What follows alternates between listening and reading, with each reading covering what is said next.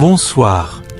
Installez-vous confortablement, laissez les bruits du monde moderne s'effacer et laissez-vous porter par le récit d'une vie qui a refusé d'être ordinaire. Ce soir, nous explorons le destin de l'une des figures les plus paradoxales de la pensée humaine. Un homme dont le nom ne désigne pas seulement un général, mais un symbole universel de la puissance de l'esprit sur la force brute. Sun Tzu, celui que ses disciples appelaient avec respect Maître Sun. Il n'était pas un simple conquérant assoiffé de sang, mais l'architecte d'une sagesse qui a traversé 2 millénaires et demi pour nous parvenir intact. Dans un monde de chaos et de fer, il a choisi d'être celui qui voit clair quand tous les autres sont aveuglés par la colère. Voici l'histoire de Sun Wu, l'homme qui a enseigné au monde que la plus grande victoire est celle qui ne laisse aucune trace. Partie 1. Les origines, Sun Wu, l'énigme de Qi. Celui que nous appelons aujourd'hui Sun Tzu est né sous le nom de Sun Wu, un prénom qui signifie, de manière presque prophétique, martial ou militaire. Derrière ce nom devenu légendaire se cache pourtant une figure entourée de mystères. Plus de 2500 ans après sa mort, les historiens débattent encore de ses véritables origines, de son enfance et même de son existence exacte. Cette incertitude n'a fait qu'alimenter son aura, transformant Sun Wu en une silhouette presque mythique surgie des brumes de la Chine antique. Selon le Shiji, les mémoires du grand historien rédigées par l'historien Sima Qian sous la dynastie Han, Sun Wu serait né dans l'état de Qi, dans l'est de la Chine, vers la fin du VIe siècle avant notre ère. À cette époque, Qi est l'un des royaumes les plus puissants et les plus raffinés du monde chinois. Bordé par la mer, enrichi par le commerce du sel, l'État attire philosophes, stratèges et savants. Les grandes familles aristocratiques y financent l'étude de la politique, des rites et de l'art militaire. Grandir dans un tel environnement signifiait être plongé dès l'enfance dans une culture où le pouvoir reposait autant sur l'intelligence que sur la force. Mais une autre chronique ancienne, le Huiyu Shengqiu, raconte une histoire différente. Selon ce texte, Sun Wu serait originaire de l'état de Wu, un royaume situé plus au sud, dans la région humide et marécageuse du delta du Yangtze. Contrairement à Qi, considéré comme plus civilisé par les royaumes du Nord, Wu possède alors la réputation d'un territoire rude, peuplé de guerriers endurcis et de navigateurs expérimentés. Ces armées utilisent des tactiques parfois jugées inhabituelles par leurs ennemis. Embuscades dans les forêts, attaques éclairs sur les fleuves, mobilité rapide sur des terrains difficiles. Certains historiens pensent que cette origine expliquerait l'approche pragmatique et flexible de Sun Tzu, très différente des doctrines militaires rigides de son époque. Cette contradiction entre Qi et Wu n'est pas anodine. Elle révèle déjà la difficulté de distinguer l'homme réel de la légende. Les documents de cette période sont rares, fragmentaires et souvent rédigés plusieurs siècles après les événements. La Chine de l'époque n'est pas encore un empire unifié, mais un ensemble de royaumes rivaux plongés dans une lutte permanente pour la survie. Les archives sont détruites dans les guerres, les bibliothèques brûlent, et les chroniqueurs mélangent parfois faits historiques et récits héroïques. Ainsi, dès ses origines, Sun Wu apparaît comme une énigme. Qu'il soit né à Qi ou à Wu, une chose semble toutefois certaine, Sun Wu grandit dans une famille aristocratique. Dans la Chine antique, appartenir à l'aristocratie ne signifiait pas seulement posséder des terres ou des privilèges. Cela impliquait également une éducation exigeante. Les fils des grandes familles apprenaient très tôt la calligraphie, l'histoire, les rites, la philosophie et surtout l'art de gouverner. On les formait à devenir administrateurs, diplomates ou chefs militaires. Les guerres incessantes entre royaumes faisaient de la stratégie une compétence essentielle pour survivre. Le contexte dans lequel Sun Wu grandit est particulièrement violent. La Chine traverse alors la période dite des printemps et automnes, une époque marquée par l'effondrement progressif de l'autorité des Zhou. Officiellement, le roi Wu règne encore sur la Chine, mais son pouvoir réel s'est considérablement affaibli. Les grands États régionaux s'affrontent sans cesse pour étendre leur territoire, contrôler les routes commerciales et asseoir leur domination. Les alliances changent rapidement. Un allié d'aujourd'hui peut devenir l'ennemi de demain. Dans ce climat de méfiance permanente, la guerre devient une science. Les batailles de cette époque sont brutales. Les armées sont composées de nobles combattants sur des chars de guerre, accompagnés de fantassins recrutés parmi les paysans. Les campagnes militaires ravagent les récoltes, provoquent des famines et déplacent des populations entières. Les dirigeants cherchent désespérément des hommes capables de leur donner un avantage décisif. C'est dans ce monde instable, où chaque erreur peut entraîner la chute d'un royaume, que Sun Wu forge peu à peu sa vision du conflit. Pourtant, malgré son milieu privilégié, Sun Wu demeure longtemps inconnu. Contrairement à de nombreux jeunes aristocrates qui cherchent rapidement des postes à la cour, il semble mener une existence discrète, presque retirée du monde politique. Certains récits affirment qu'il passe une partie de sa jeunesse dans la solitude, étudiant les campagnes militaires du passé et observant attentivement les mécanismes du pouvoir. Cette image du penseur isolé revient souvent dans les traditions chinoises. Un homme silencieux, éloigné de la cour et des intrigues, accumulant un savoir que personne ne soupçonne encore. Cette période de retrait joue probablement un rôle essentiel dans sa formation intellectuelle. À cette époque, la Chine connaît un immense bouillonnement philosophique. Les penseurs cherchent des réponses au chaos qui déchire les royaumes. Confucius voyage de cour en cour pour enseigner l'ordre moral et l'harmonie sociale. D'autres écoles défendent la discipline stricte, la ruse politique ou le retour à la nature. Sun Wu évolue dans cet univers d'idées contradictoires, mais il choisit une voie différente. Comprendre la guerre non comme une simple démonstration de force, mais comme un phénomène psychologique, politique et stratégique. Peu à peu, il rédige un traité militaire composé de 13 chapitres. À première vue, le texte paraît étonnamment bref. Pourtant, derrière chaque phrase se cache une réflexion profonde sur la nature humaine, le pouvoir et le conflit. Contrairement aux manuels militaires traditionnels qui insistent sur le courage ou la violence, Sun Wu développe une pensée révolutionnaire. La meilleure victoire est celle obtenue sans destruction inutile. Pour lui, l'intelligence doit toujours l'emporter sur la brutalité.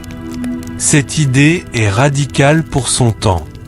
Dans une époque dominée par les démonstrations de force et les affrontements sanglants, Sun Wu affirme qu'un grand général doit avant tout maîtriser la tromperie, l'anticipation et l'adaptation. Il considère que la guerre est un domaine mouvant, où la rigidité conduit inévitablement à la défaite. Ces réflexions dépassent largement le cadre militaire.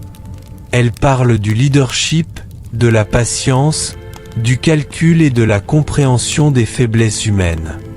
À ce moment-là, personne ne peut encore imaginer que ce traité traversera les siècles. Le jeune aristocrate inconnu, vivant dans une Chine fragmentée et instable, est sur le point de poser les bases d'une œuvre qui influencera non seulement les généraux chinois, mais aussi des empereurs, des révolutionnaires, des chefs d'entreprise et des stratèges du monde entier.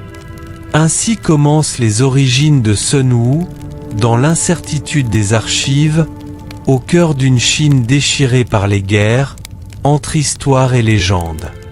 Un homme discret, presque invisible aux yeux de son époque, prépare silencieusement l'un des textes les plus influents de l'histoire de l'humanité. Partie 2. Le contexte, la Chine des printemps et des automnes. Pour comprendre l'urgence et la puissance de la pensée de Sun Wu, il faut d'abord pénétrer dans le monde instable dans lequel il a vécu. Celui de la période des printemps et automnes, une époque qui s'étend approximativement du 8e au VE siècle avant notre ère. Derrière ce nom poétique se cache en réalité l'une des périodes les plus troublées de l'histoire chinoise, un âge de fractures, de guerres incessantes et d'effondrements politiques. Autrefois, la dynastie Wu régnait depuis sa capitale de Fangao avec une autorité presque sacrée.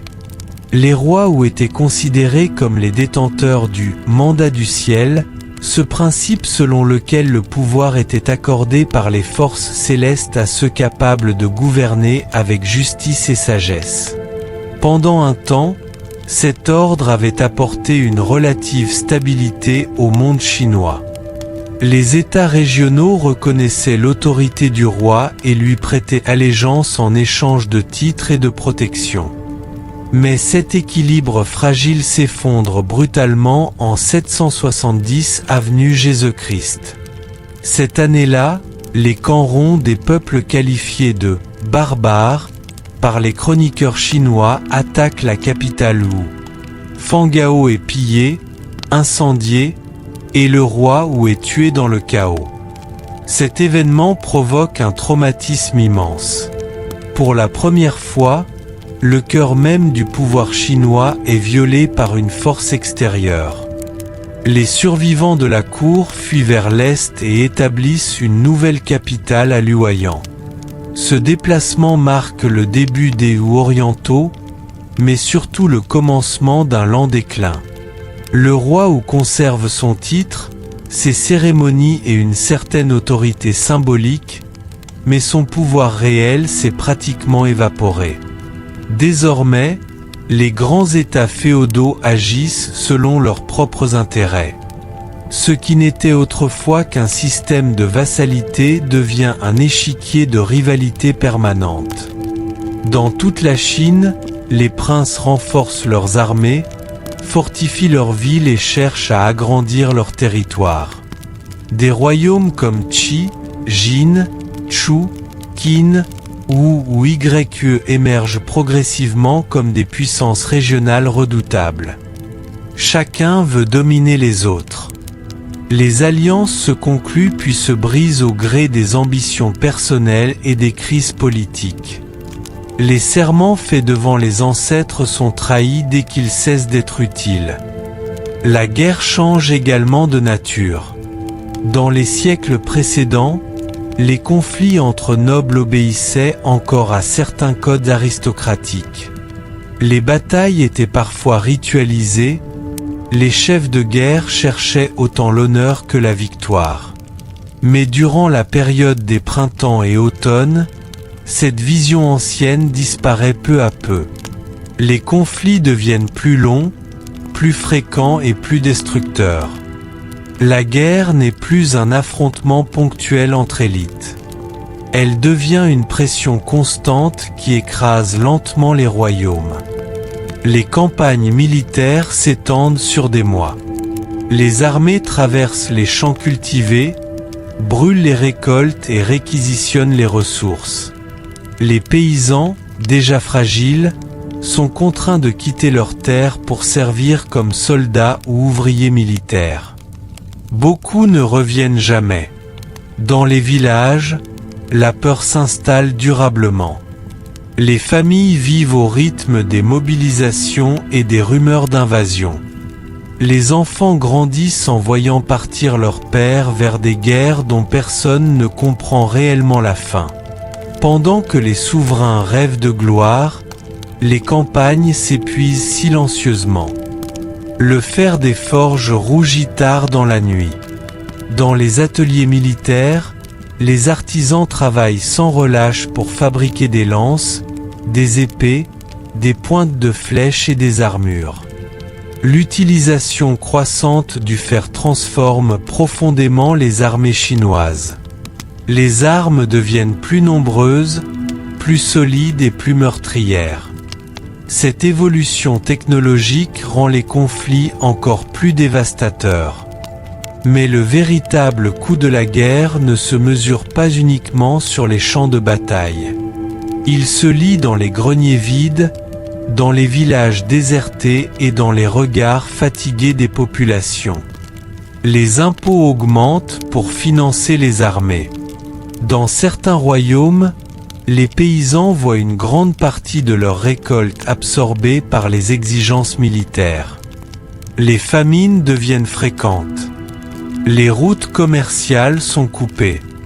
Même les royaumes victorieux ressortent souvent affaiblis de ces campagnes interminables. Sun Wu comprendra très tôt cette réalité fondamentale. Un royaume ne meurt pas seulement sous les coups de l'ennemi. Il peut mourir lentement, rongé par l'épuisement économique, la désorganisation et la peur. Cette idée deviendra l'un des piliers de sa pensée stratégique. Pour lui, la guerre prolongée est un poison qui détruit aussi bien le vainqueur que le vaincu. Dans ce climat d'instabilité apparaît alors le concept de Ba, souvent traduit par « hégémon ».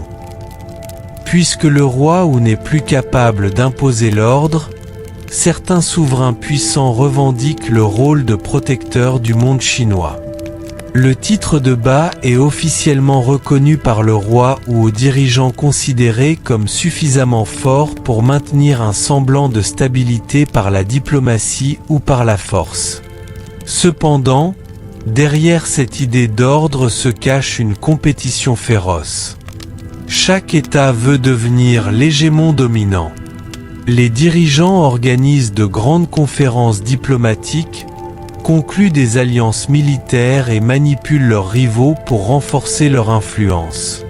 La politique devient un jeu d'équilibre extrêmement dangereux, où la moindre erreur peut entraîner l'effondrement d'un royaume. Certains souverains marquent profondément cette époque. Le duc Yuan de Qi, conseillé par le brillant ministre Guanzong, devient l'un des premiers grands hégémons grâce à des réformes administratives et militaires ambitieuses. Plus tard, le duc Wen de Jin impose à son tour son influence après des années d'exil et de luttes internes. Ces figures montrent qu'à cette période, la puissance ne dépend plus uniquement de la noblesse ou du prestige ancestral. Elle dépend désormais de l'organisation, de l'intelligence politique et de la capacité à mobiliser efficacement les ressources d'un État. Cette transformation bouleverse profondément la société chinoise. Les anciennes valeurs aristocratiques perdent progressivement leur domination. De nouveaux hommes émergent, stratèges, conseillers, diplomates, administrateurs. Le talent commence à compter davantage que la naissance. Les cours royales recherchent activement des penseurs capables d'offrir un avantage décisif dans ce monde devenu imprévisible. C'est précisément dans cette Chine fragmentée, tendue et épuisée que grandit Sun Wu. Il observe un monde où les royaumes tombent moins par manque de courage que par mauvaise stratégie. Il voit des souverains ruinés par des guerres inutiles, des peuples détruits par l'orgueil de leurs dirigeants et des armées anéanties par l'imprudence. Ainsi, lorsque Sun Shu écrira plus tard que « la suprême habileté consiste à vaincre l'ennemi sans combattre », cette phrase ne sera pas une formule abstraite née dans le calme d'une bibliothèque. Elle sera le fruit d'une époque entière consumée par la guerre, la faim et l'ambition. Partie 3. L'ascension de Wu et l'assassinat du roi Liao. En 514 avenue Jésus-Christ, l'État de Wu entre dans une nouvelle ère dans un bain de sang. Derrière les murs des palais royaux, les intrigues politiques atteignent leur point de rupture. Ce royaume du Sud, longtemps considéré comme périphérique par les grandes puissances du Nord, nourrit désormais des ambitions immenses. Wu ne veut plus survivre à l'ombre des autres États, il veut dominer.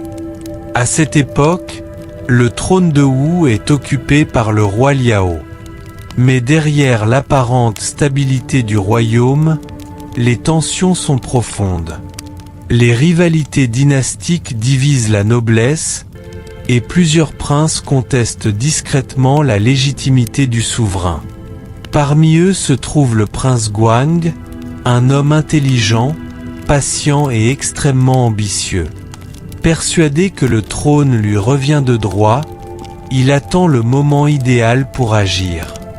Le contexte géopolitique lui offre bientôt cette opportunité. L'État de Wu est alors engagé dans des conflits permanents contre le puissant royaume de Chu, l'une des grandes forces militaires de la Chine des printemps et automnes. Chu contrôle un immense territoire fertile et possède une armée redoutable. Pour Wu, affronter un tel adversaire exige une direction forte et des décisions rapides. Beaucoup considèrent le roi Liao comme hésitant et incapable de mener le royaume vers la grandeur. Profitant d'une campagne militaire contre Chu, alors que l'attention du royaume est tournée vers la guerre extérieure, le prince Guang prépare secrètement son coup d'État. Mais dans la Chine ancienne, éliminer un roi n'est pas seulement un acte politique. C'est un crime sacrilège, un défi lancé à l'ordre dynastique lui-même. Une tentative ratée signifierait une mort atroce pour tous les conspirateurs. Guang sait donc qu'il doit frapper vite, discrètement et sans laisser place à l'échec. Parmi ses alliés se trouve un homme nommé Yuanzhu, célèbre dans les récits chinois pour son courage absolu. Selon les chroniques, Yuanzhu accepte de devenir l'instrument du complot, pleinement conscient qu'il n'en sortira probablement pas vivant. Son sacrifice futur deviendra l'un des épisodes les plus célèbres de l'histoire politique chinoise. Le jour décisif arrive lors d'un banquet organisé pour le roi Liao. L'atmosphère est solennelle. Les invités festoient dans une salle illuminée par les torchers, tandis que musiciens et serviteurs animent la cérémonie. Rien ne laisse deviner qu'un assassinat est sur le point de bouleverser le destin du royaume. Yuanzhu entre alors en scène sous l'apparence d'un simple serviteur chargé d'apporter un poisson grillé au souverain. Selon la tradition rapportée par les chroniques, un poignard est dissimulé dans le ventre du poisson. Le détail est devenu légendaire au fil des siècles, symbole parfait de la ruse et de la dissimulation qui caractérise cette époque de complot. Lorsque Yuanzhu s'approche du roi, il sort soudainement la lame cachée et frappe mortellement Liao à bout portant. Immédiatement, la salle sombre dans le chaos. Les gardes réagissent, les invités paniquent, les cris couvrent la musique. Yuanzhu est tué sur place, mais le coup d'État a réussi. En quelques secondes, le destin de Wu bascule. Le prince Guang monte alors sur le trône sous le nom de roi élu de Wu.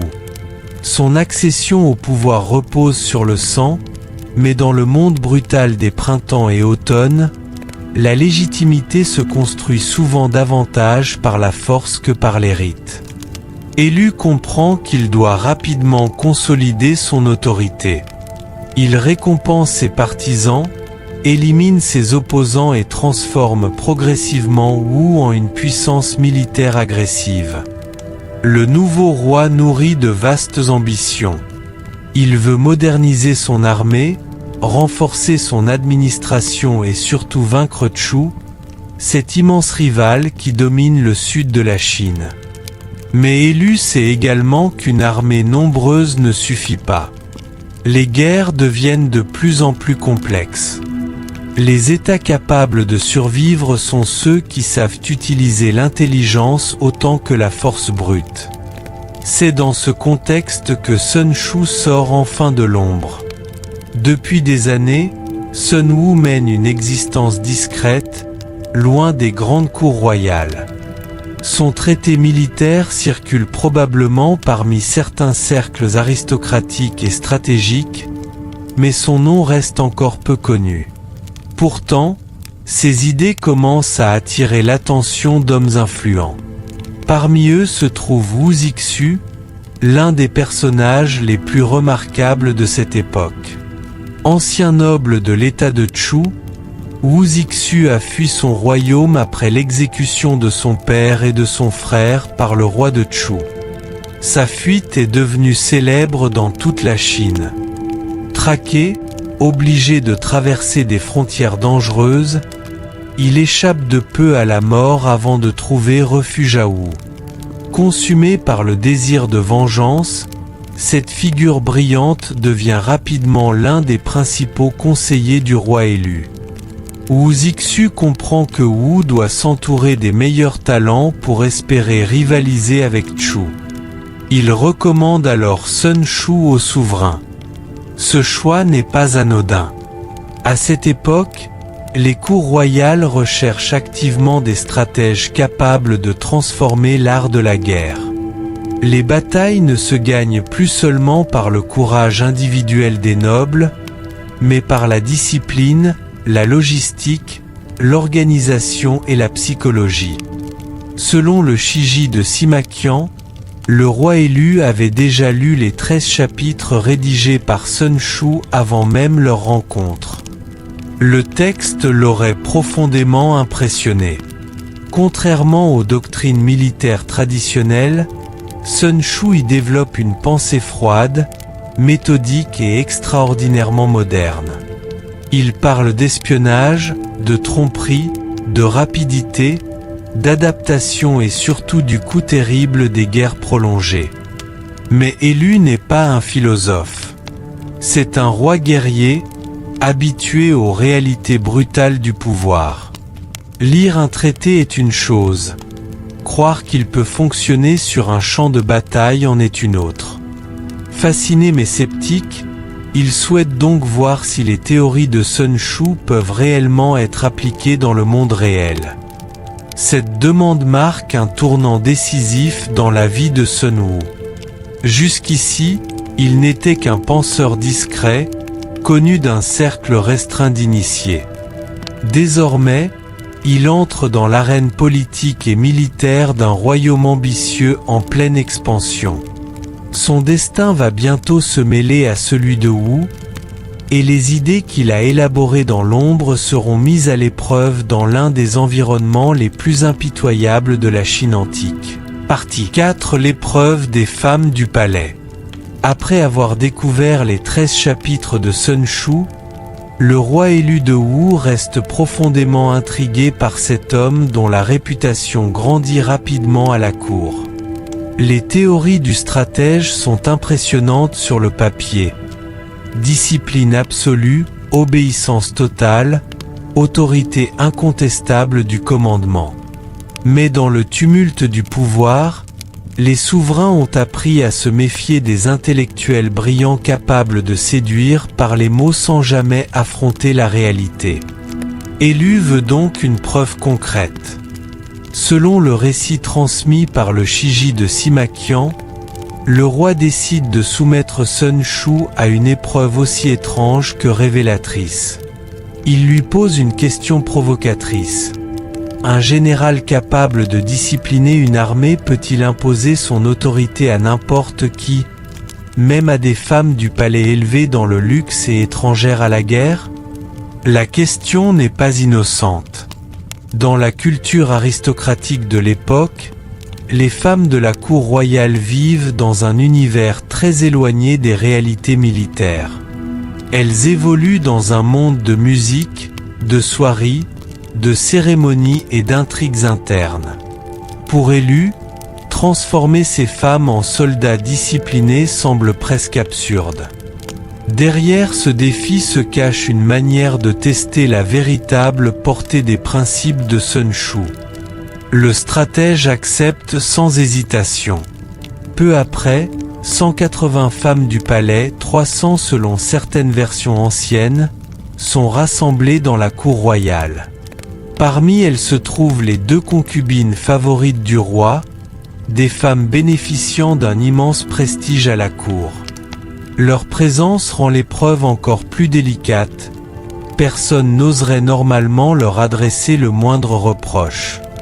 Sous les yeux des courtisans, Sun Shu transforme alors cet espace raffiné en véritable terrain d'entraînement militaire. Les femmes sont divisées en 2 compagnies. On leur remet des casques, des armures légères et des lances. La scène possède quelque chose d'irréel. Ces dames habituées aux parfums et aux cérémonies portent désormais les attributs de la guerre. Beaucoup trouvent la situation amusante. Certaines échangent des regards moqueurs. D'autres peinent à retenir leur sourire. Mais Sun Shu, lui, demeure parfaitement sérieux. Avec calme et méthode, il explique les ordres élémentaires. Avancer, reculer, tourner à droite, tourner à gauche. Il détaille chaque mouvement avec précision et s'assure que tout le monde comprend les signaux du tambour militaire. Son attitude est froide, presque mécanique. Il ne cherche ni à impressionner ni à séduire la cour, il applique simplement ses principes. Lorsque tout semble prêt, le tambour retentit pour la première fois. Au lieu d'exécuter les manœuvres, les femmes éclatent de rire. Certaines perdent leur formation, d'autres plaisantent entre elles. Pour elles, cette démonstration ressemble davantage à un jeu qu'à une véritable discipline militaire. La cour observe la scène avec amusement. Beaucoup pensent déjà que l'expérience va tourner au ridicule. Mais Sun Shu ne montre aucun signe de colère. Il garde son calme et prononce une phrase devenue célèbre dans l'histoire militaire chinoise. Si les ordres ne sont pas clairs, la faute en incombe au général. Par ces mots, il assume lui-même la responsabilité de l'échec.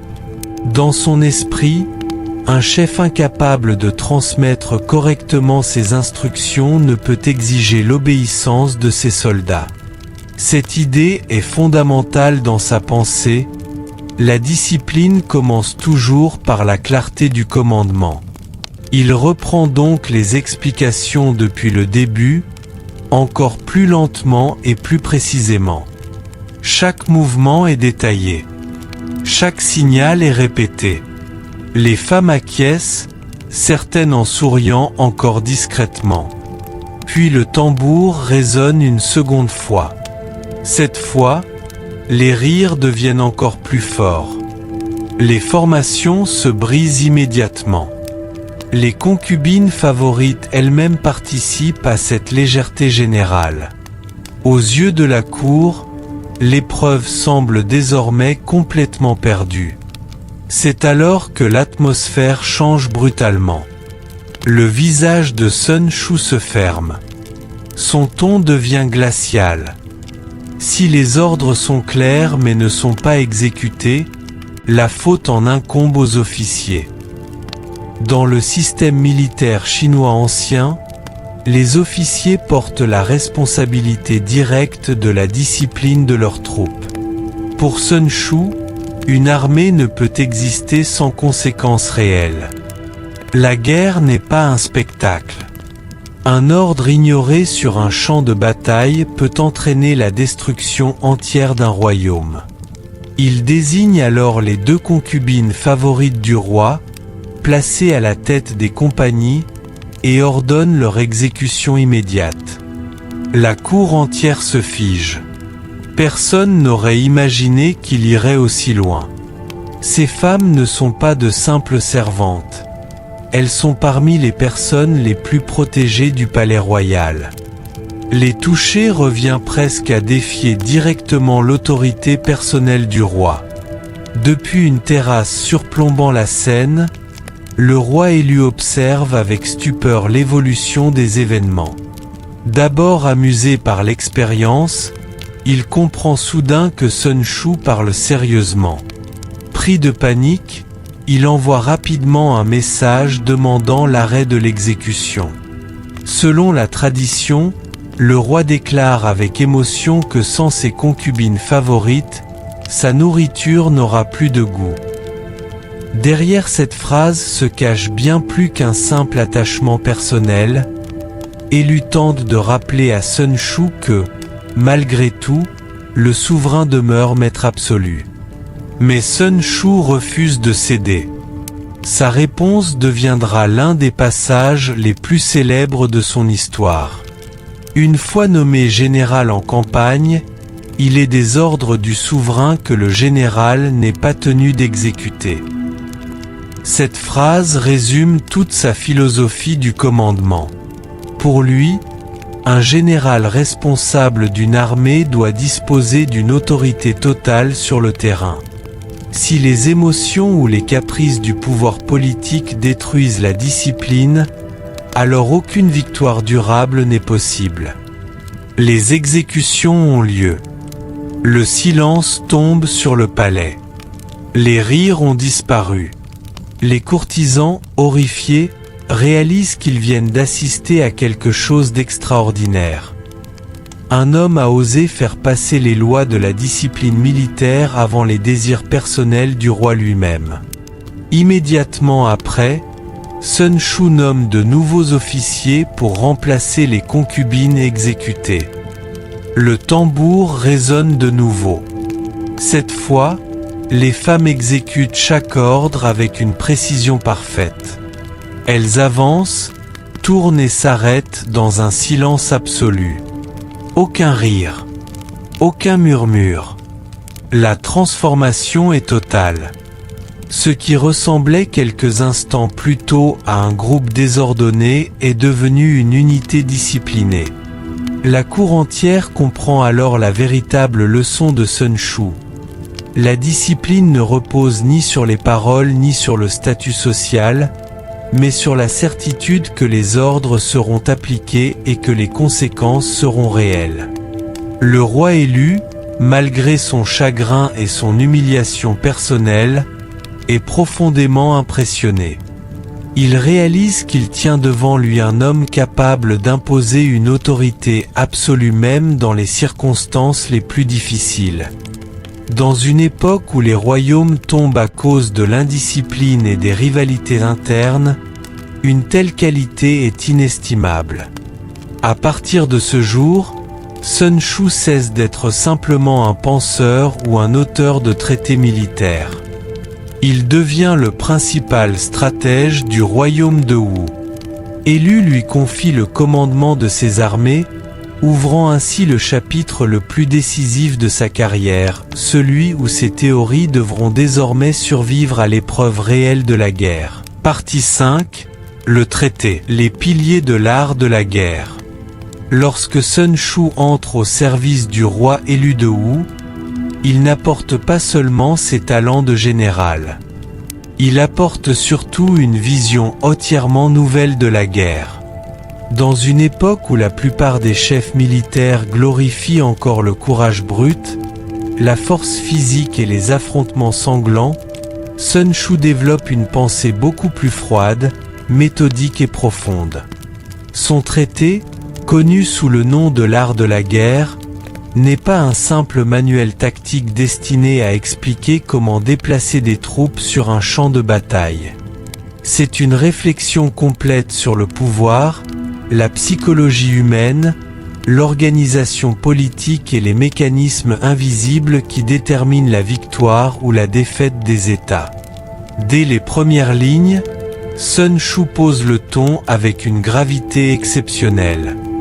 La guerre est une affaire d'état vital. Dans la Chine des printemps et automnes, cette phrase résonne avec une force particulière. Les royaumes tombent les uns après les autres. Des dynasties disparaissent en quelques années.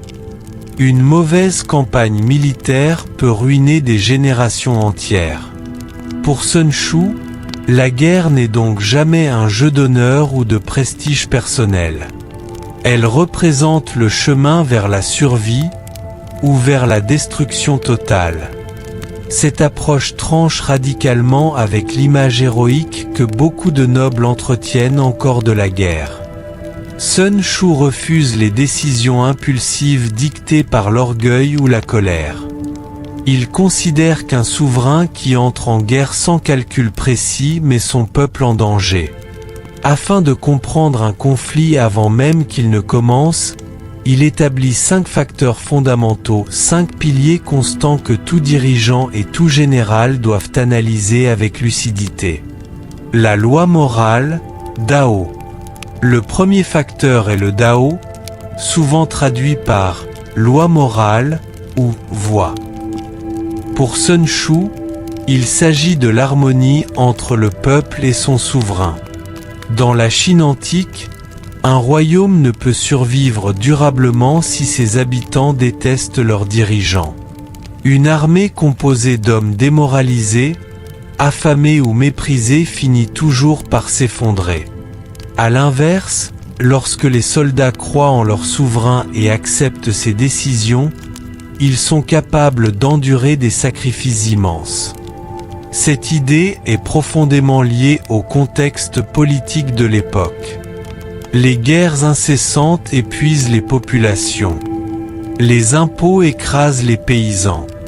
Certains souverains perdent totalement le soutien de leurs sujets à cause de leur cruauté ou de leur arrogance. Sun Shu comprend qu'aucune stratégie militaire ne peut compenser un pouvoir devenu illégitime aux yeux de son propre peuple. Ainsi, la force d'un État ne repose pas uniquement sur ses armes, mais aussi sur la confiance invisible qui unit le dirigeant à ceux qu'il gouverne. Le ciel. Le second facteur est le ciel. Ce terme ne désigne pas seulement le ciel physique, mais l'ensemble des cycles naturels. Les saisons, le climat, les températures, les pluies, le jour et la nuit. Dans la guerre antique, ces éléments peuvent décider du sort d'une armée entière. Une campagne lancée pendant la saison des pluies peut transformer les routes en marécages. Un hiver mal préparé peut tuer davantage de soldats que les combats eux-mêmes. Les armées chinoises de cette époque dépendent fortement des récoltes agricoles. Une guerre prolongée au mauvais moment peut provoquer des famines catastrophiques. Sun Shu insiste donc sur l'importance de l'adaptation. Un grand général ne lutte pas contre la nature, il apprend à utiliser ses rythmes à son avantage. Cette idée révèle déjà une pensée extrêmement pragmatique. Pour lui, la victoire appartient souvent à celui qui sait attendre le moment favorable plutôt qu'à celui qui attaque le plus violemment. La terre. Le troisième facteur est la terre. Ici encore, Sun Shu va bien au-delà d'une simple description géographique.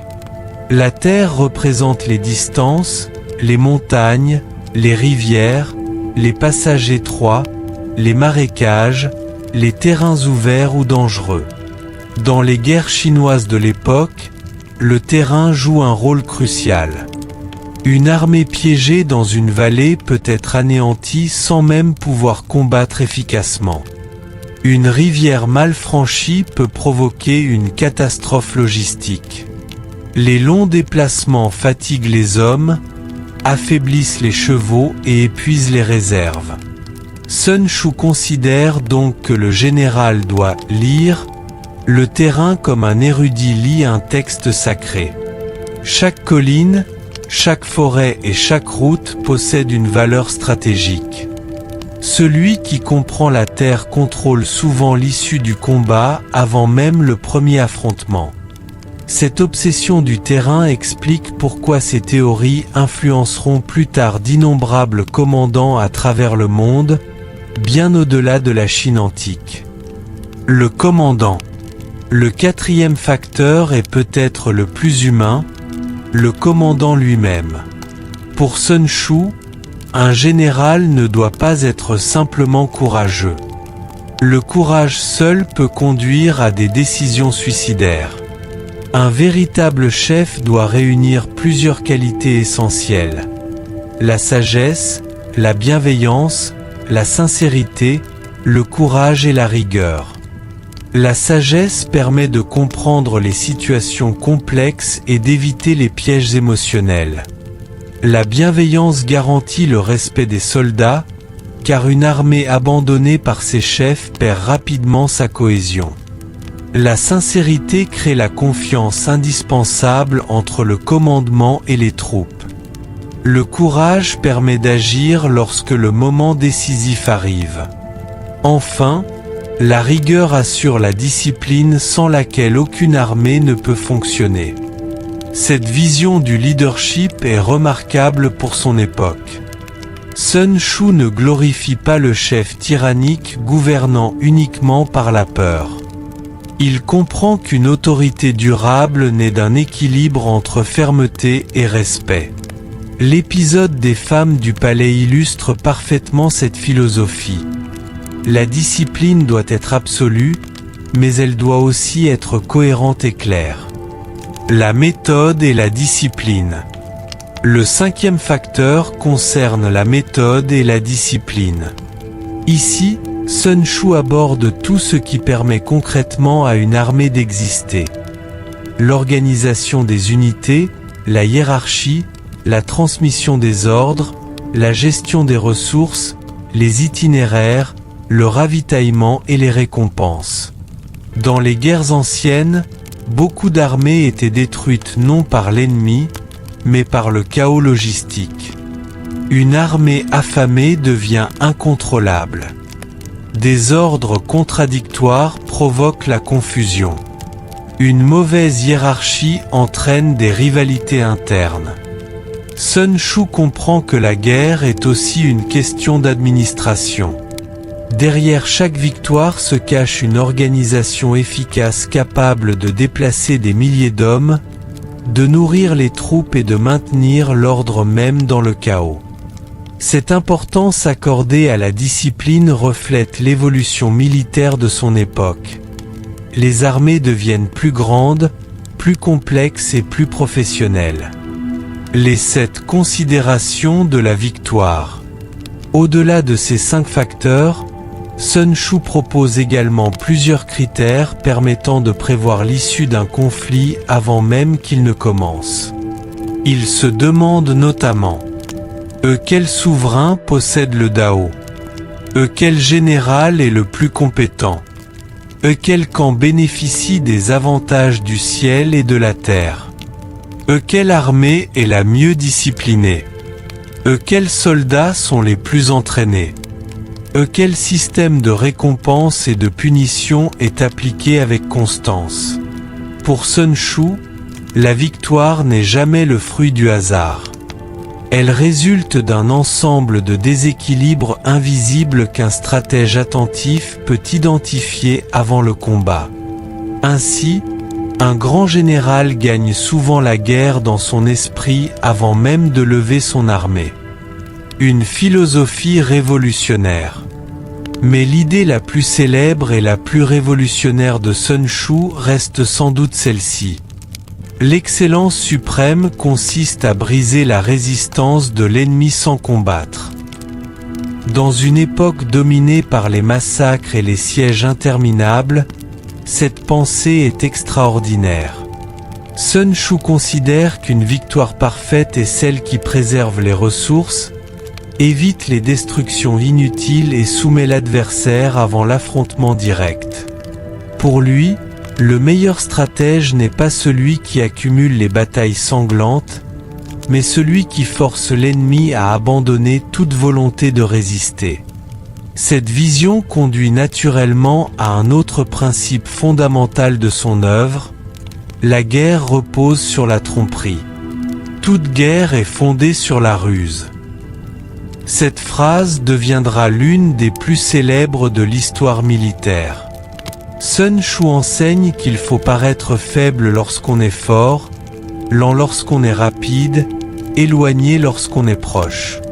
Il recommande d'utiliser des appâts, de manipuler les perceptions de l'ennemi et de le pousser à commettre lui-même des erreurs fatales. Dans le monde brutal des printemps et automnes, où les royaumes survivent grâce à l'intelligence autant qu'à la puissance militaire, cette philosophie apparaît comme une révolution stratégique. Elle transforme la guerre en un art de perception et de déséquilibre, où l'information vaut parfois plus que les armées elles-mêmes.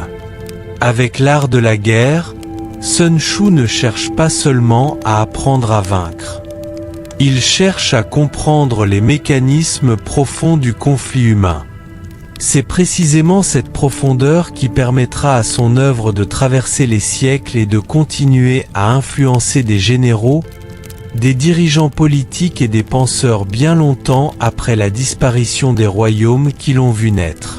Partie 6. Les campagnes militaires, le génie en action.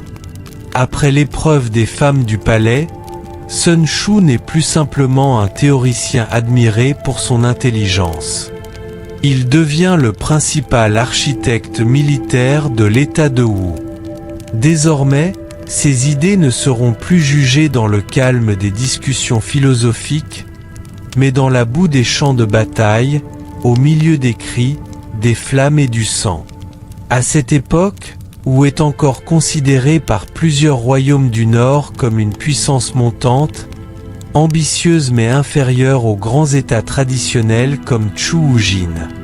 Le royaume possède une armée dynamique et des dirigeants audacieux, mais il manque encore du prestige et de l'expérience nécessaires pour rivaliser durablement avec les géants de la Chine des printemps et automnes. Sun Shu va contribuer à changer cet équilibre. Sous sa direction stratégique et celle du roi élu, l'armée de Wu connaît une transformation rapide. Les troupes deviennent plus disciplinées, les campagnes mieux préparées et les opérations plus coordonnées. Sun Shu applique concrètement les principes développés dans l'art de la guerre. Mobilité, surprise, exploitation des faiblesses ennemies et refus des affrontements inutiles. Contrairement à beaucoup de généraux de son temps, il ne cherche pas la gloire personnelle à travers des batailles héroïques. Il cherche l'efficacité, même lorsque celle-ci exige de renoncer à l'honneur traditionnel ou aux confrontations directes attendues par les codes guerriers de l'époque. Ces décisions privilégient toujours le résultat stratégique global plutôt que la victoire immédiate. Une armée ennemie affaiblie vaut mieux qu'une bataille gagnée au prix de lourdes pertes. Une ville prise sans destruction vaut mieux qu'un siège prolongé qui épuise les deux camps. Peu à peu, cette approche modifie profondément la manière dont Wu mène la guerre. Les adversaires commencent à craindre non seulement la force de son armée, mais surtout son imprévisibilité. Car face à Sun Shu, le danger ne vient pas toujours du champ de bataille visible, mais souvent d'un mouvement calculé longtemps à l'avance. Les premières victoires. En 511 avenue Jésus-Christ, Wu passe à l'offensive contre le puissant État de Chu. Cette campagne représente un test décisif. Chu n'est pas un adversaire ordinaire. Son territoire immense, ses ressources abondantes et ses armées expérimentées en font l'une des plus grandes puissances de la Chine antique. Depuis des décennies, Chu étend son influence sur les royaumes voisins et inspire autant la peur que le respect. Dans l'imaginaire politique de l'époque, Chu représente presque un bloc continental, difficile à pénétrer et encore plus difficile à déstabiliser. Pour beaucoup, l'idée qu'un royaume relativement jeune comme Wu puisse menacer Chu paraît presque irréaliste. Mais Sun Shu comprend une vérité essentielle. Les grandes puissances deviennent souvent vulnérables à cause de leur propre confiance. Chu est vaste, mais cette immensité complique également sa défense. Ses lignes de communication sont longues, ses frontières nombreuses et son administration parfois lente à réagir. Ce qui fait sa force devient aussi une source d'inertie.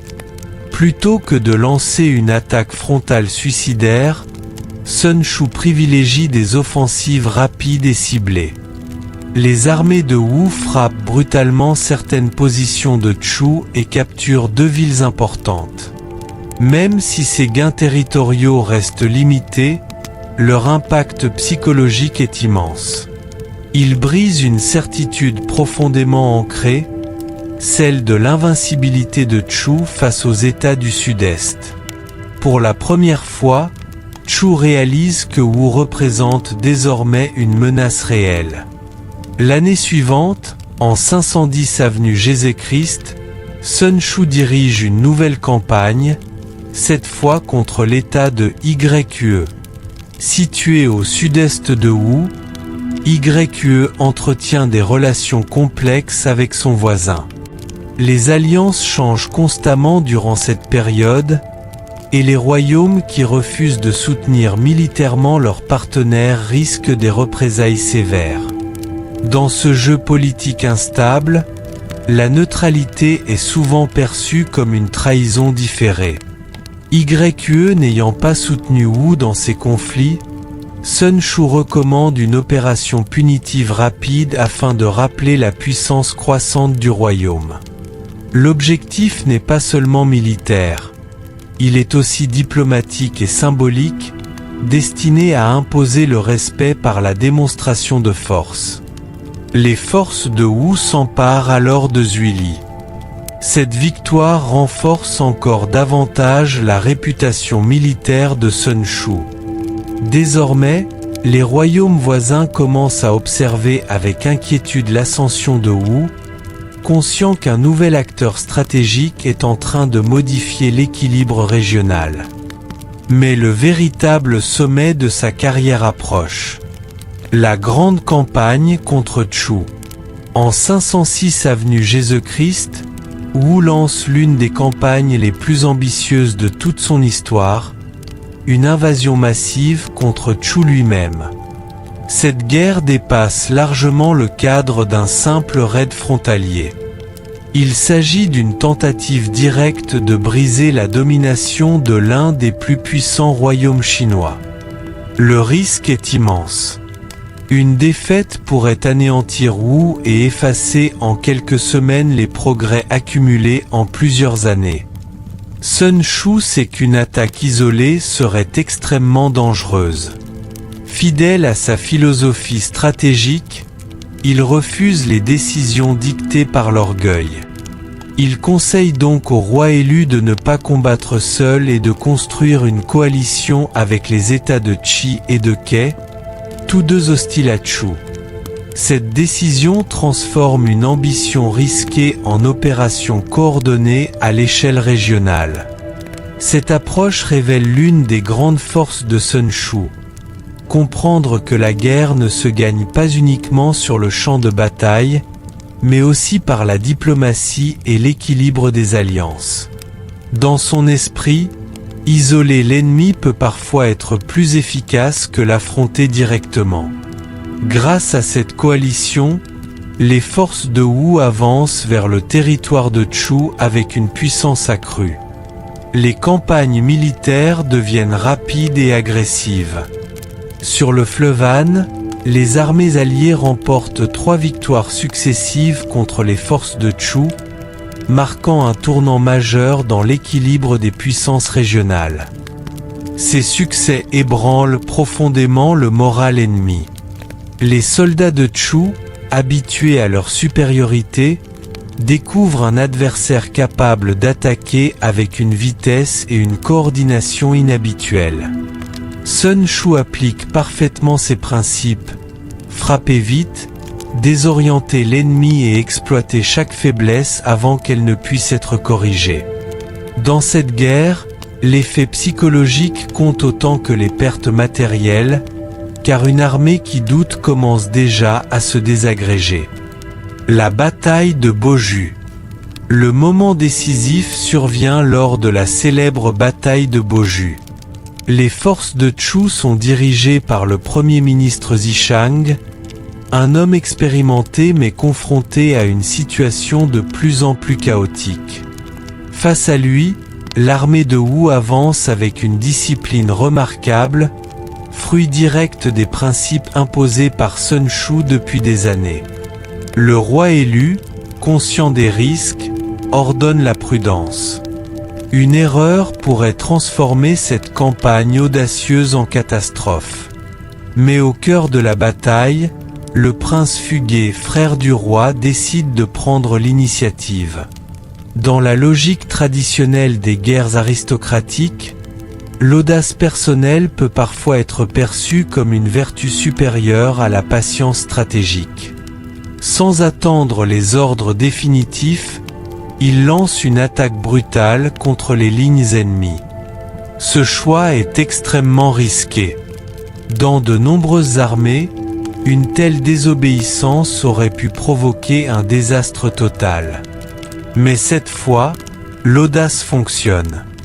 Et surtout, elle s'inscrit sans le savoir dans la logique de Sun Shu. Exploiter un instant de déséquilibre avant que l'ennemi ne puisse se réorganiser. Les troupes de Chu sont prises de court. Leur formation se désorganise rapidement sous la violence de l'assaut. La confusion se propage. Les soldats paniquent, les officiers perdent le contrôle et la ligne défensive s'effondre. Ce n'est pas seulement une défaite tactique, c'est une rupture de cohésion. La déroute devient complète. La victoire de Boju est l'un des plus grands triomphes militaires de l'histoire de Wu. L'armée de Chu, pourtant réputée invincible quelques années plus tôt, est balayée. Ce renversement brutal redéfinit l'équilibre des puissances en Chine orientale. La chute de Ying. Après cette victoire, les armées de Wu poursuivent leur avance jusqu'à Ying, la capitale de Chu. Voir une puissance étrangère pénétrer dans une capitale aussi prestigieuse constitue un choc immense pour le monde chinois. Les palais sont abandonnés dans la panique. Les élites fuient. L'autorité du royaume de Chu s'effondre brutalement, révélant à quel point même les plus grands États reposent sur une confiance fragile. Selon certaines chroniques, Sun Shu participe alors à l'humiliation symbolique des dirigeants ennemis en capturant les épouses de plusieurs généraux de Chu. Dans la culture aristocratique de l'époque, un tel acte représente bien plus qu'un simple trophée de guerre. C'est une démonstration publique de domination totale, destinée à briser toute volonté de revanche. Wu atteint alors l'apogée de sa puissance. Pendant un instant, il semble que le royaume soit sur le point de devenir le nouvel hégémon de la Chine des printemps et automnes. Mais Sun Shu sait mieux que quiconque qu'aucune victoire n'est éternelle. Le retournement du destin. En 505 avenue Jésus-Christ, la situation bascule brutalement. Alarmé par l'effondrement de Chu, l'État de Qin décide d'intervenir. Situé à l'ouest, Qin comprend qu'une destruction totale de Chu permettrait à Wu de devenir trop puissant. Dans la logique instable des équilibres politiques de la Chine antique, aucune puissance ne doit jamais être autorisée à écraser toutes les autres. La survie des royaumes repose sur une forme permanente de rivalité contrôlée. Les forces de Qin viennent donc soutenir Chu. Cette intervention transforme immédiatement une guerre régionale en conflit d'équilibre stratégique à l'échelle de plusieurs États. Au même moment, Wu commet une erreur stratégique classique, laisser son propre territoire insuffisamment protégé pendant une campagne lointaine. Cette négligence, souvent fatale dans les guerres de longue durée, révèle une limite structurelle des campagnes prolongées. L'expansion extérieure affaiblit toujours la stabilité intérieure. Profitant de cette faiblesse, l'État de Yue lance une attaque surprise contre Wu.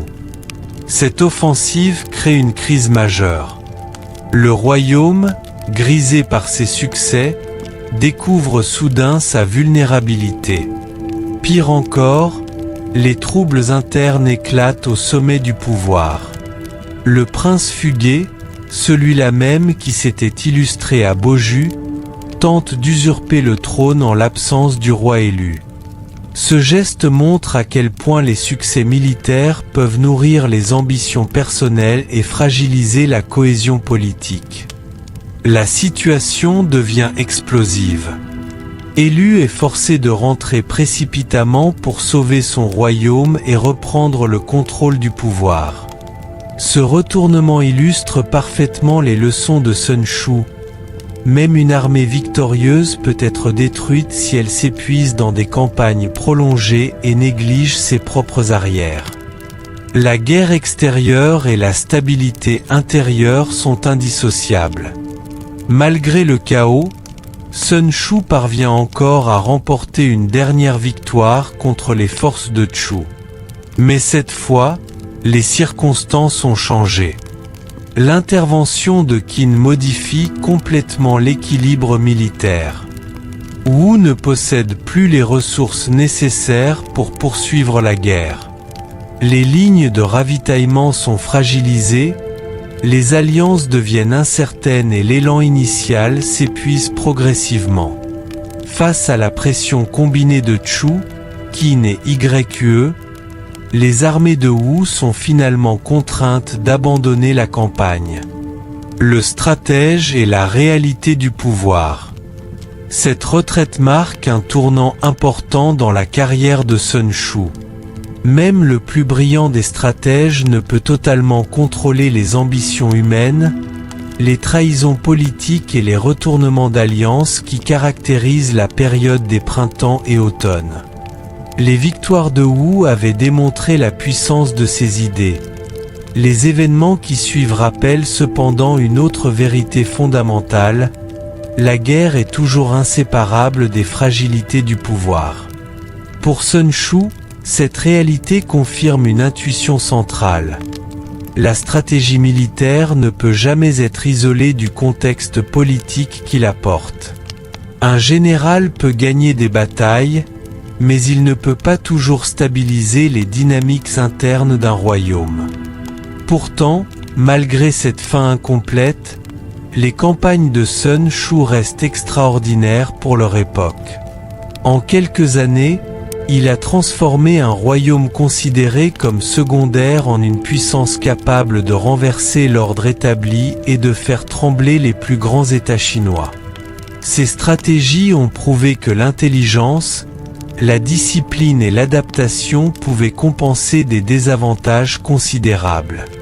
Elles ont aussi démontré que la guerre moderne de l'époque ne se gagnait plus uniquement par la bravoure, mais par la compréhension fine des systèmes politiques, logistiques et psychologiques.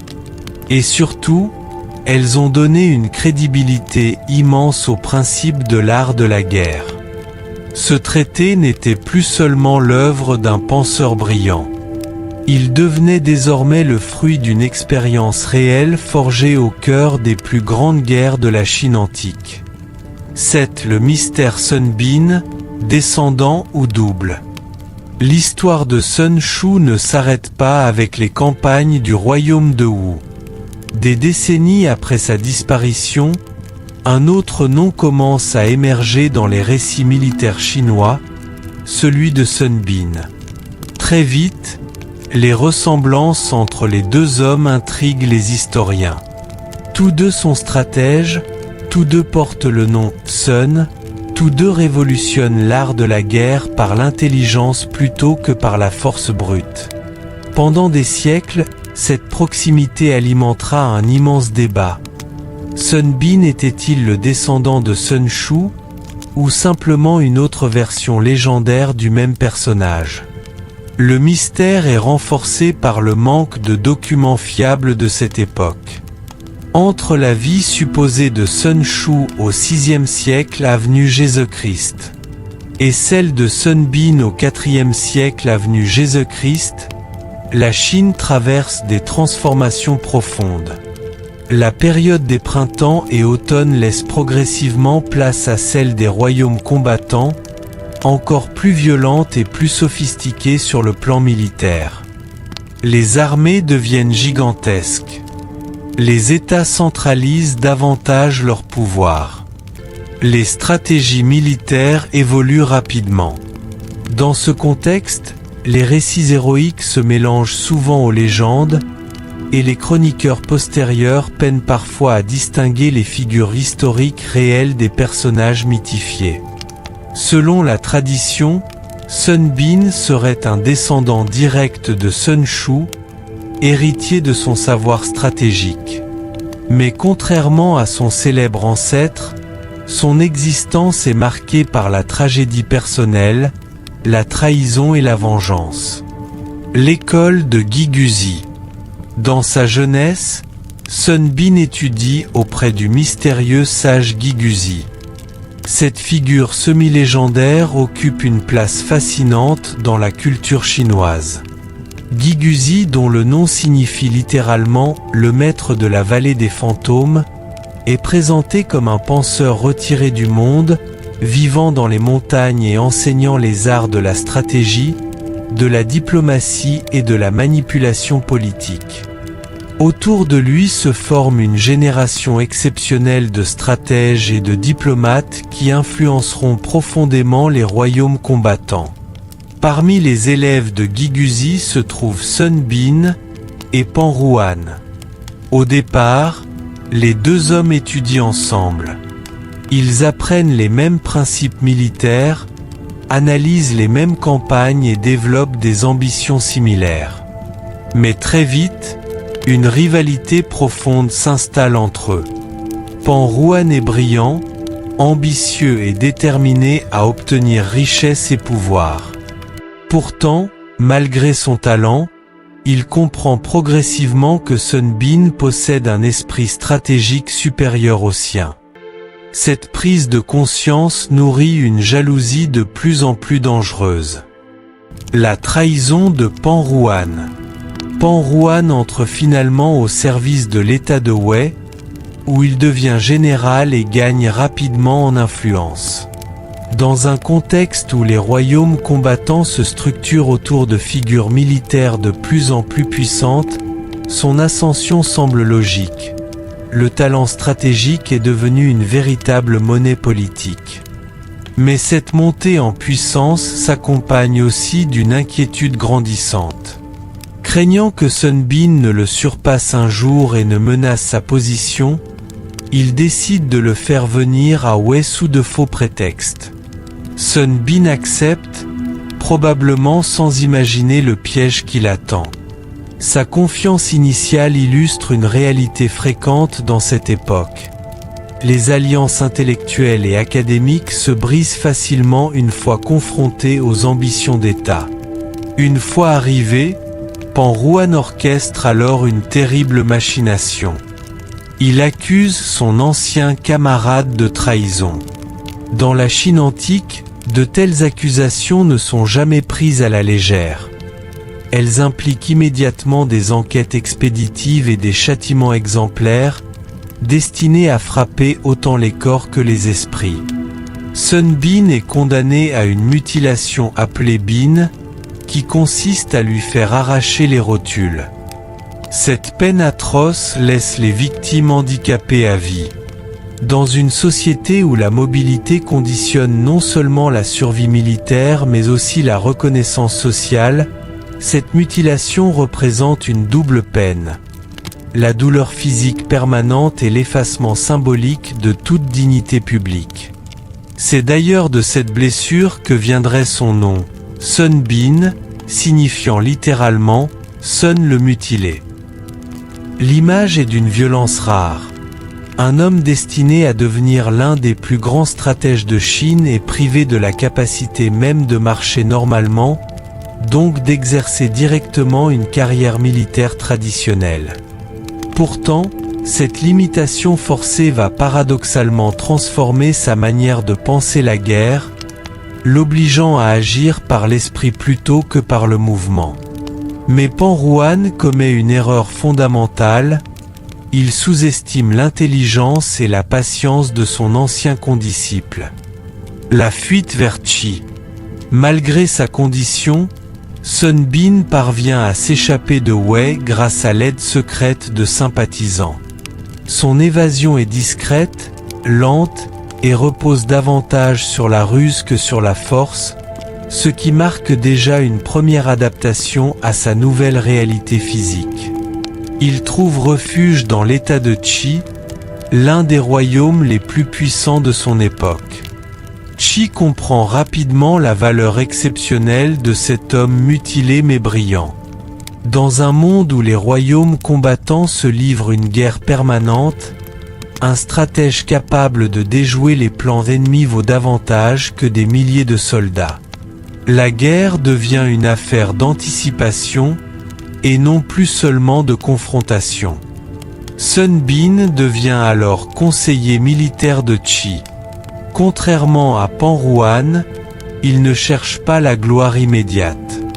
Il observe, analyse, attend. Son expérience douloureuse l'a rendu encore plus prudent et méthodique. Chaque décision est désormais filtrée par une compréhension plus profonde des intentions humaines et des pièges politiques. Il attend patiemment le moment où il pourra transformer son génie stratégique en arme décisive. Ce moment arrive en 354 avenue Jésus-Christ. La bataille de Guilin, assiégé Wei pour secourir Qi. Cette année-là, l'état de Wei attaque le royaume de Zhao. Zhao, incapable de résister seul, demande l'aide de Qi.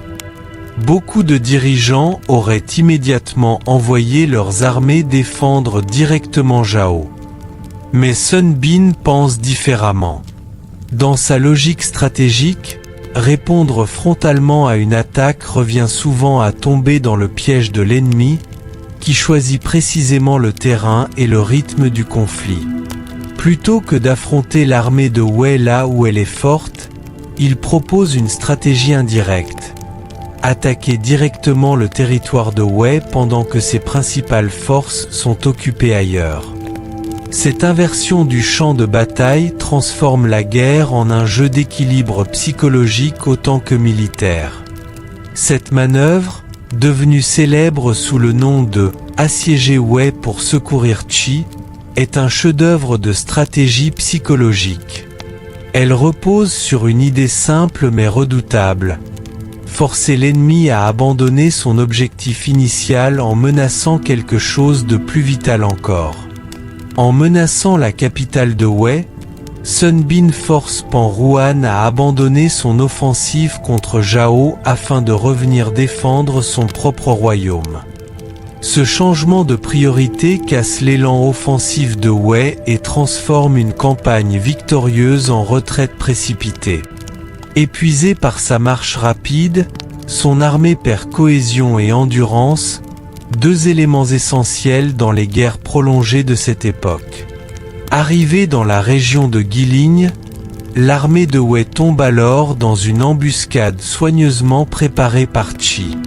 Le terrain, la fatigue et la désorganisation jouent tous en faveur de Sun Bin. La victoire est écrasante. Sun Bin démontre ici l'un des principes fondamentaux hérités de l'art de la guerre, frapper les faiblesses de l'ennemi plutôt que sa force principale. Mais surtout, il montre que le véritable champ de bataille est souvent ailleurs que là où l'on pense. Cette stratégie deviendra l'une des plus célèbres de toute l'histoire militaire chinoise et sera étudiée pendant des siècles comme un modèle de guerre indirecte et d'exploitation des déséquilibres stratégiques. La bataille de Maligne, le piège parfait. Mais le véritable affrontement entre Sun Bin et Penrouane survient 13 ans plus tard, en 341 avenue Jésus-Christ, lors de la bataille de Maligne. À ce moment-là, Penrouane dirige toujours les armées de Wei et conserve sa réputation de grand général. Cependant, Sun Bin connaît parfaitement son ancien camarade. Il sait que son arrogance, sa confiance excessive et son impatience peuvent être exploitées avec précision. La guerre devient ici une forme de psychologie appliquée. Il élabore alors un plan d'une redoutable sophistication. Pendant sa retraite apparente, Sun Bin ordonne de réduire progressivement le nombre de feux de camp allumés chaque nuit dans son armée. Le premier soir, des milliers de foyers sont visibles. Le lendemain, leur nombre diminue fortement. Puis encore davantage le troisième jour. Cette diminution progressive crée une illusion soigneusement contrôlée. Pan Ruan observe ces changements et tire une conclusion logique mais fausse. Les soldats de Qi désertent massivement par peur. Dans son esprit, la victoire devient une simple question de temps et de vitesse. Convaincu que l'ennemi est démoralisé, il abandonne une partie de ses forces lourdes et lance une poursuite rapide avec ses troupes d'élite afin d'écraser définitivement Sun Bin. Ce choix illustre un mécanisme classique de la stratégie militaire. La certitude excessive devient souvent le premier pas vers la défaite. C'est exactement ce que ce dernier attendait. Sun Bin attire alors Pan Ruan dans la vallée étroite de Maligne, un terrain idéal pour une embuscade.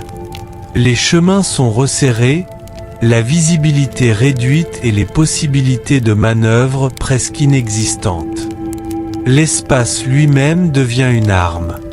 Selon la légende, Sun Bin fait graver sur un arbre une phrase destinée à son rival. Pan Ruan mourra sous cet arbre. La nuit tombe.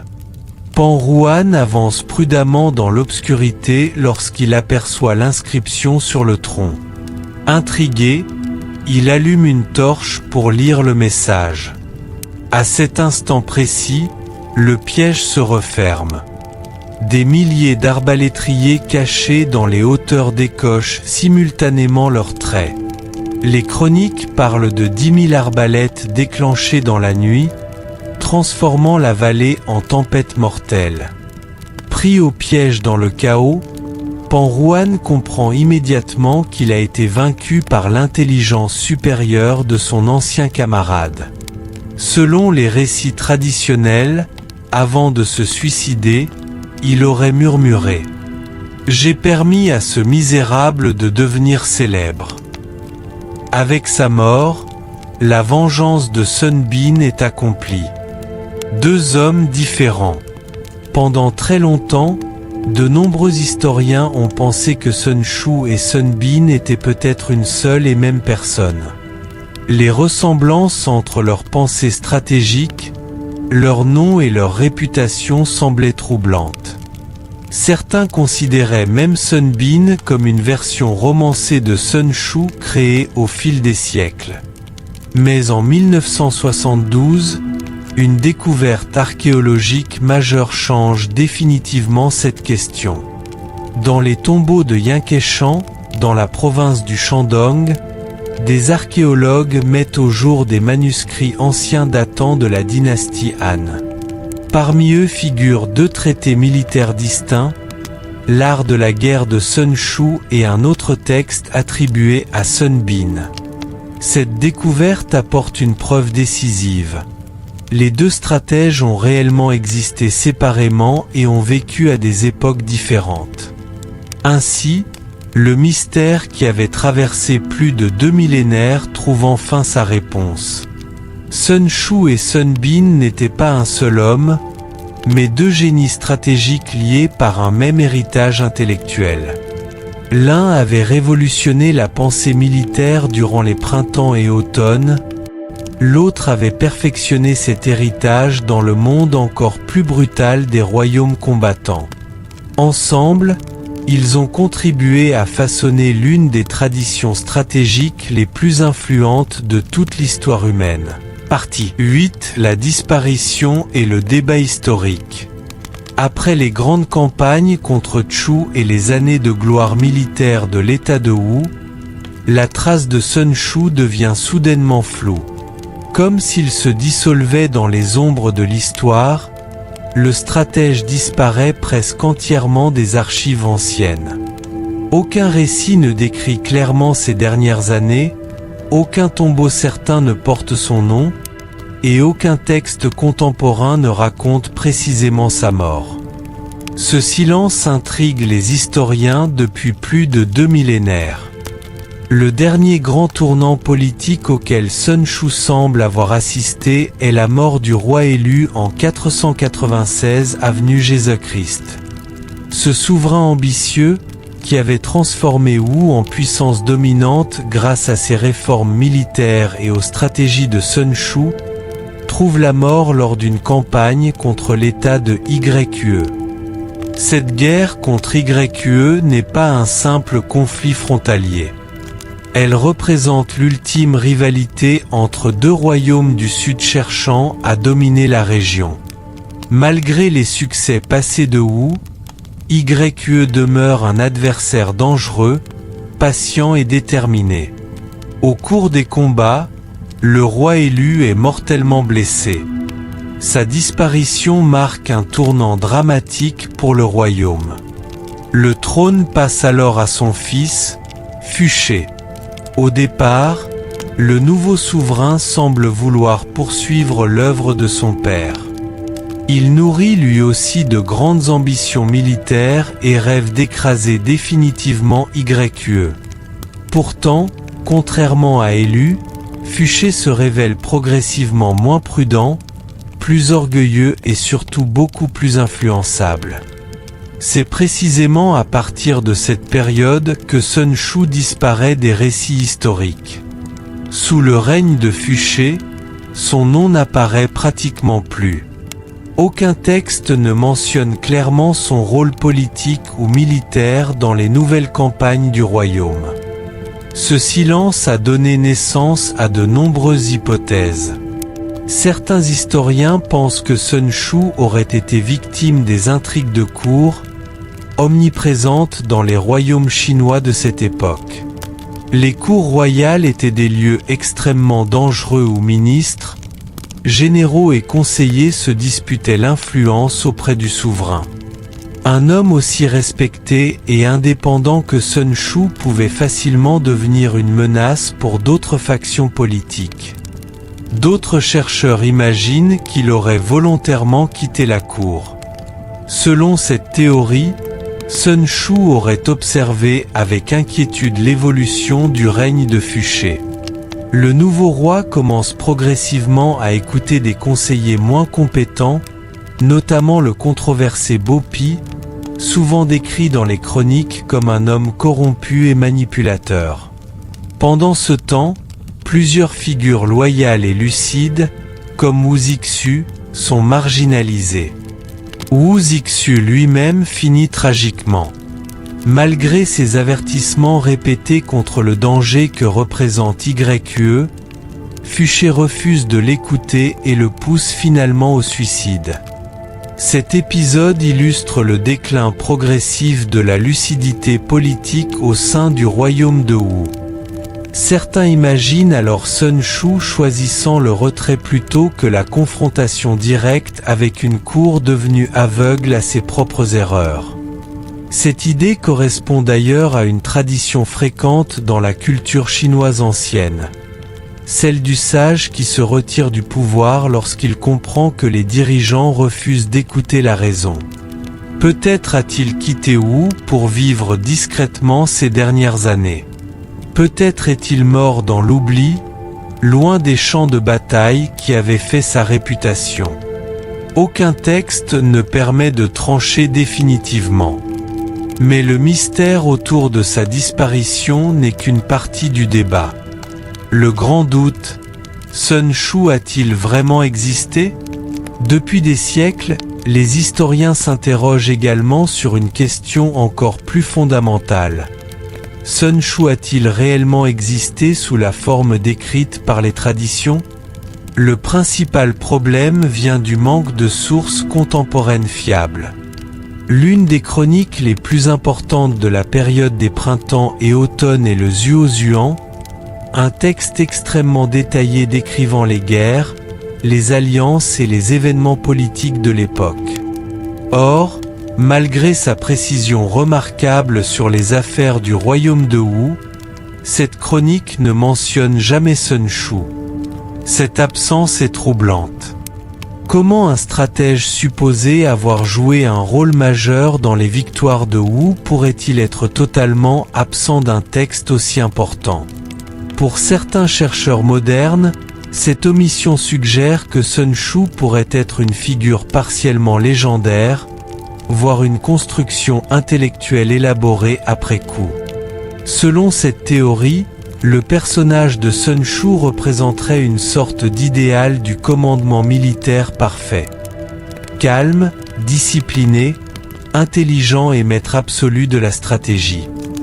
D'autres vont encore plus loin et imaginent que l'art de la guerre aurait été rédigé collectivement sur plusieurs générations avant d'être attribué à un auteur unique afin de lui donner davantage d'autorité.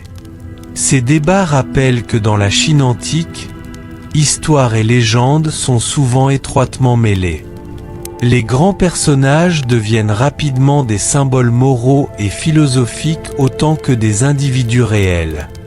Pourtant, malgré ce scepticisme, beaucoup d'éléments plaident en faveur de l'existence historique de Sun Shu. Son traité, relativement court, environ 10 000 mots, possède une cohérence intellectuelle remarquable. Surtout, il révèle une compréhension extrêmement concrète des réalités militaires.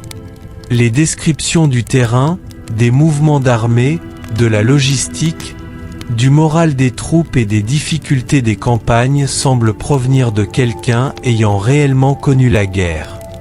Le texte ne ressemble pas à une simple spéculation philosophique abstraite. Il porte la marque d'une expérience vécue. Sun Shu parle des montagnes, des rivières, des longues marches, des armées épuisées par les campagnes prolongées et des dangers liés aux erreurs de commandement avec une précision qui impressionne encore aujourd'hui. Qu'il ait été un homme unique ou une figure progressivement idéalisée, une chose demeure certaine. La pensée stratégique associée à son nom est devenue l'une des plus influentes de toute l'histoire humaine. Partie 9. L'héritage immortel. Très peu d'hommes ont réussi à survivre aussi longtemps à travers leurs idées que Sun Shu. Les royaumes qui ont vu naître l'art de la guerre ont disparu depuis plus de 2000 ans. Les palais de Wu sont tombés en ruine, les dynasties se sont succédées, des empires entiers se sont effondrés, mais les principes de Sun Shu ont continué à voyager à travers les siècles, les continents et les cultures. Son œuvre devient progressivement un pilier fondamental de la pensée militaire chinoise. Sous la dynastie Song, plusieurs siècles après sa mort supposée, l'art de la guerre est intégré au célèbre set classique militaire. Ces textes deviennent obligatoires pour la formation des officiers impériaux. Désormais, tout commandant ambitieux doit étudier les enseignements de Sun Shu au même titre que les grands classiques philosophiques.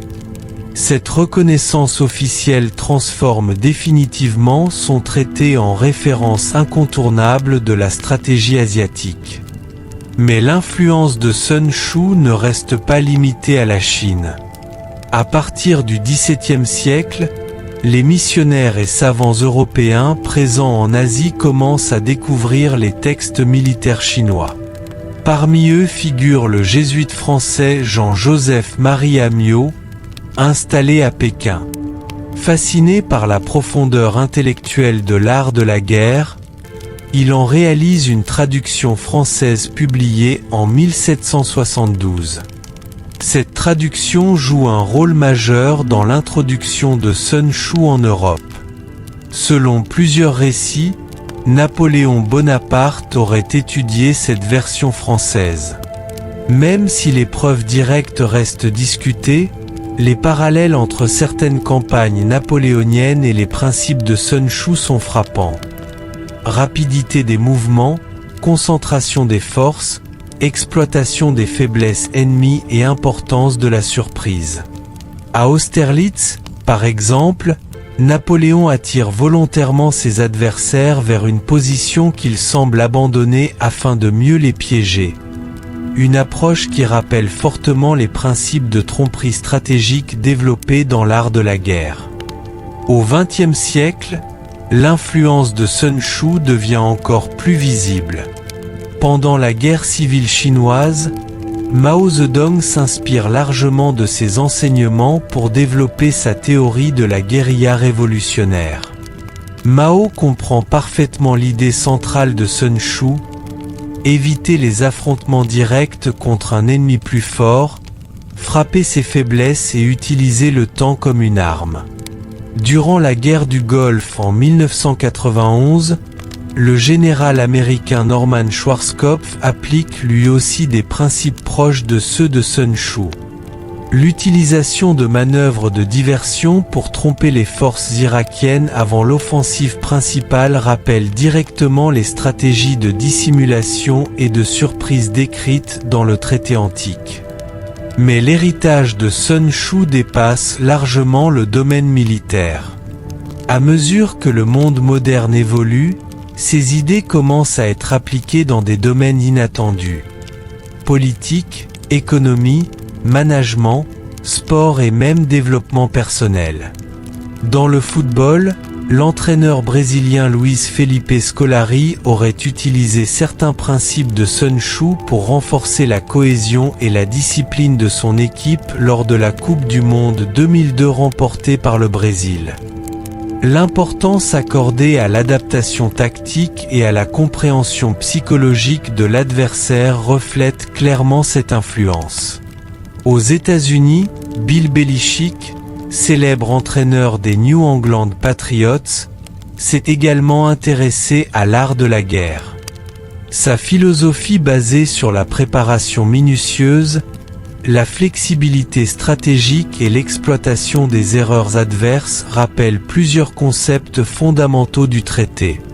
Même dans le monde des affaires, des dirigeants d'entreprises lisent Sun Shu pour apprendre à gérer la concurrence, négocier ou anticiper les mouvements du marché. Ces principes de patience, de préparation et d'adaptation semblent étonnamment modernes malgré leur ancienneté. C'est précisément ce qui rend l'œuvre de Sun Shu si extraordinaire. Il n'a pas seulement écrit sur les batailles de son époque. Il a identifié des mécanismes universels liés au conflit, au pouvoir, à la psychologie et à la prise de décision humaine. Voilà pourquoi, plus de 25 siècles après les guerres des printemps et automnes, la voix de ce stratège mystérieux continue encore d'influencer des généraux, des dirigeants, des entraîneurs et des penseurs à travers le monde. Sun Shu a peut-être disparu dans les silences de l'histoire. Mais son esprit, lui, n'a jamais cessé de combattre. Conclusion, la sagesse de l'eau. Sun Shu nous laisse une vérité calme: la stratégie est comme l'eau. L'eau fuit les hauteurs et dévale vers le bas, le soldat évite les forces et frappe les faiblesses. Dans ce monde fragile, la plus grande victoire est celle qui permet simplement de rentrer chez soi, laissant le monde continuer à respirer sans que l'épée n'ait eu besoin de quitter son fourreau. Comme il le disait lui-même, celui qui se connaît et qui connaît l'ennemi n'a rien à craindre de l'issue de son bataille.